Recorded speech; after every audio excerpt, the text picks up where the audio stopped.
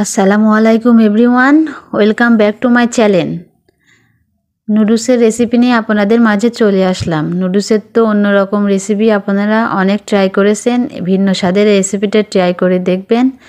এই রেসিপিটার আপনারা ফ্যান হয়ে যাবেন। তো কথা না বাড়িয়ে মূল রেসিপিতে চলে যায়। আমি প্যান নিয়ে নিয়েছি, প্যানে আমি পরিমাণ মতো তেল নিয়েছি। তেলটা নিয়ে আমি 2টা পেঁয়াজ কুচি করা ছিল, কুচি করাটা আমি হালকা ভেজে নিয়েছি। ভেজে নিয়ে আমি গাজর ফালি করে কাটা ছিল চিকন চিকন করে, এর থেকে আর বেশি চিকন করা লাগবে না। এভাবে চিকন করে নিলে একটু আমি গাজরটা ভেজে নেব, বেশি ভাজা লাগবে না, অল্প পরিমাণ ভেজে নিব। দেখুন গাজরটা একটু নরম নরম হয়ে গেছে, সে পর্যন্ত ভেজে নেব। আর একটু পরিমাণ লবণ দিয়ে দিয়ে আর একটু নাড়ব।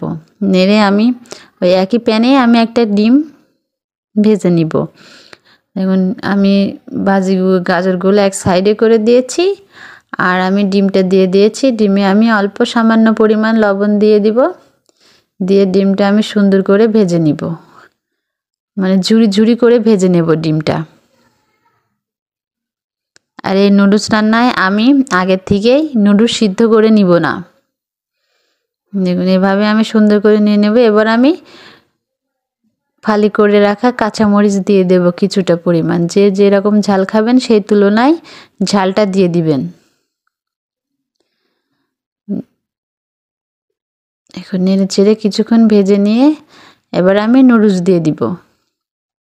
আমি 2 প্যাকেট ম্যাগি নুডলস নিয়েছি। নুডলসটা দিয়ে আর আমি 1 প্যাকেট ম্যাজিক মশলা দিয়ে দিয়েছি, আর 1 প্যাকেট আমি পরে দিব। এখন দিয়ে এবার আমি পরিমাণ মতো পানি দিয়ে, বেশি না হালকা একটু পানি দিয়ে আমি এটা একটু সিদ্ধ করে নিব। দেখুন আমার নুডলসটা সুন্দরভাবে সিদ্ধ হয়ে গেছে। বেশি সিদ্ধ না, এমনভাবে সিদ্ধ করতে হবে যাতে মাখো মাখো ভাবে একটু পানি থাকে, এভাবে। আর আমি একটু 1 চামচ মতো টমেটো সস দিয়ে দিয়েছি, আর একটু সয়া সস দিয়ে আবার সুন্দর করে একটু নেড়ে চেড়ে নিব। এই নুডলস রান্নায় বেশি উপকরণ লাগবে না, অল্প উপকরণ নুডলস রান্নাটা হয়ে যাবে। আর আমি অল্প পরিমাণ ধনিয়া পাতা কুচি দিয়ে দিয়েছি, আর যে 1 প্যাকেট ম্যাগি মশলা ছিল সেই মশলাটা দিয়ে আবার কিছুক্ষণ আমি নেড়ে চেড়ে নিব।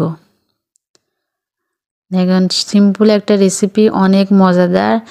এটা অন্য নুডলস রান্নার থেকে এটা স্বাদ ভিন্নতর, অনেক মজা লাগবে, ট্রাই করে দেখবেন।